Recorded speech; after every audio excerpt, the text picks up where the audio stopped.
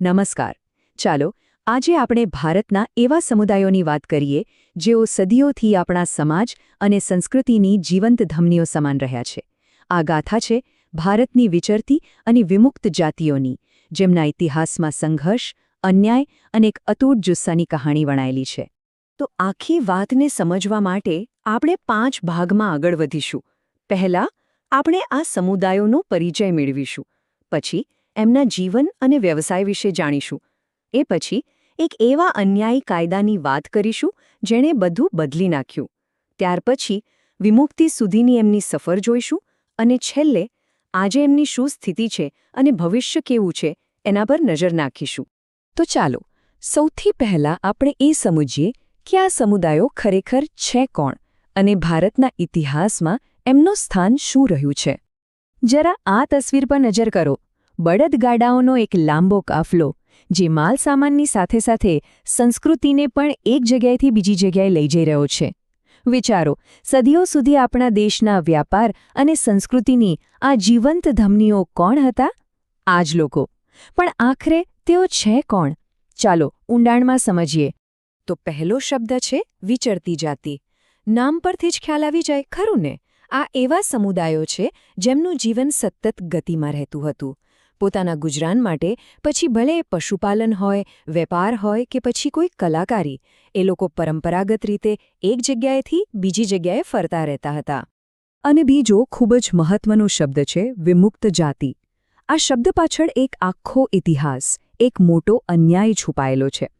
આ એ જ સમુદાયો છે જેમને અંગ્રેજોએ બ્રિટિશ શાસન વખતે એક કાયદા હેઠળ જન્મજાત ગુનેગાર ગણાવી દીધા હતા. આઝાદી પછી આ કાળો ઢાગ ભૂંસવામાં આવ્યો અને એમને આ લેબલમાંથી વિમુક્ત કરવામાં આવ્યા. તો આ લોકોનું જીવન કેવું હતું? શું કામ કરતા હતા? ચાલો એમના જીવન અને વ્યવસાયની દુનિયામાં એક ડોક્યુ કરીએ, જેણે ભારતીય સમાજને ઘણો સમૃદ્ધ બનાવ્યો. તમે જુઓ, એમનું આખું અર્થતંત્ર જ જાણે કે મોબાઈલ હતું. કેટલાક કુશળ વેપારીઓ હતા જે માલસામાન એક જગ્યાએથી બીજી જગ્યાએ પહોંચાડતા, તો કેટલાક પશુપાલકો હતા. એટલું જ નહીં, આ સમુદાયોમાં કુશળ કારીગરો પણ હતા. લોકોને મનોરંજન પૂરું પાડતા કલાકારો પણ હતા અને નાની મોટી ચીજવસ્તુઓ વેચનારા પણ હતા. ખરેખર તો તેઓ એકદમ આત્મનિર્ભર હતા. આનું એક શ્રેષ્ઠ ઉદાહરણ છે વણઝારા જાતિ. એમના જે લાંબા કાફલા હતા ને, એને પોટ કહેવાતા. એમાં મીઠું, અનાજ જેવી કેટલીય જરૂરી વસ્તુઓ એક ગામથી બીજા ગામ, એક શહેરથી બીજા શહેર પહોંચતી. સાચું કહીએ તો એ લોકો જ ભારતના આંતરિક વેપારની કરોડરજ્જુ હતા. અને વાત ખાલી વેપારની નથી. કલા અને સંસ્કૃતિમાં પણ એમનું યોગદાન જબરદસ્ત હતું. જેમ કે નટ અને બજાણિયા. એમના કરતબો, ખાસ કરીને દોરડા પર ચાલવાનું, એ જોઈને લોકો દંગ રહી જતા. ગામડે ગામડે ફરીને લોકોનું મનોરંજન કરતા.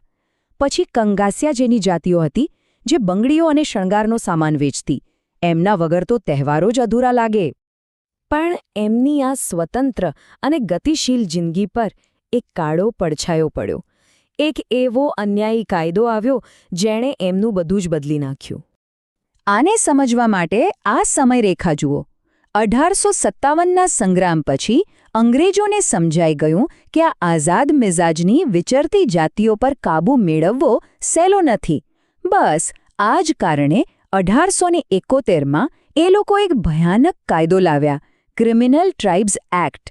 અને આ કાયદો છેક આઝાદી સુધી એટલે કે 1947 સુધી આ સમુદાયો પર અત્યાચાર કરતો રહ્યો.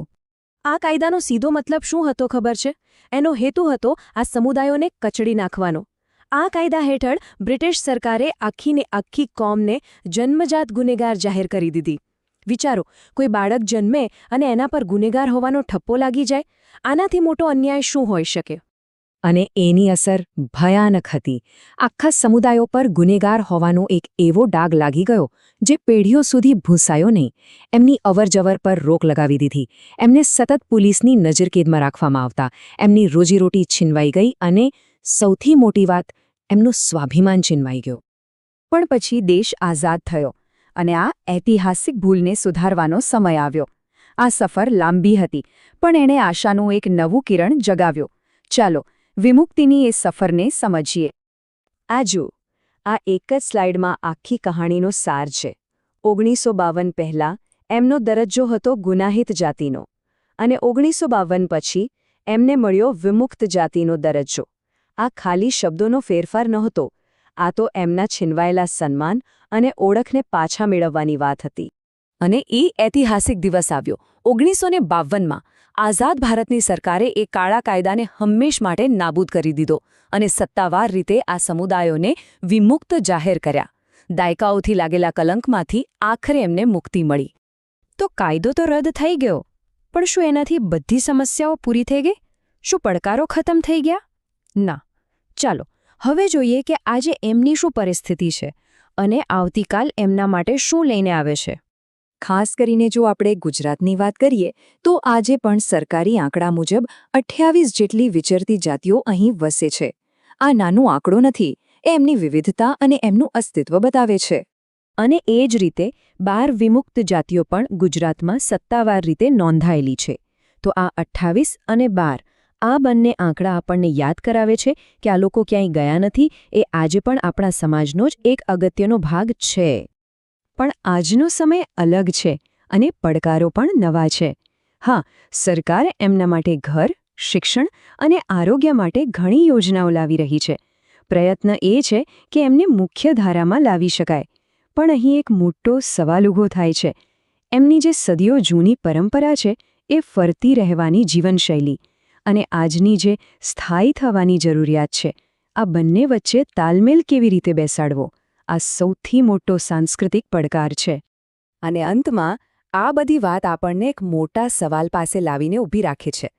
આ સમુદાયોનું ભવિષ્ય સુરક્ષિત રાખવાની જવાબદારી ખાલી સરકારની છે કે પછી આપણા સૌની છે?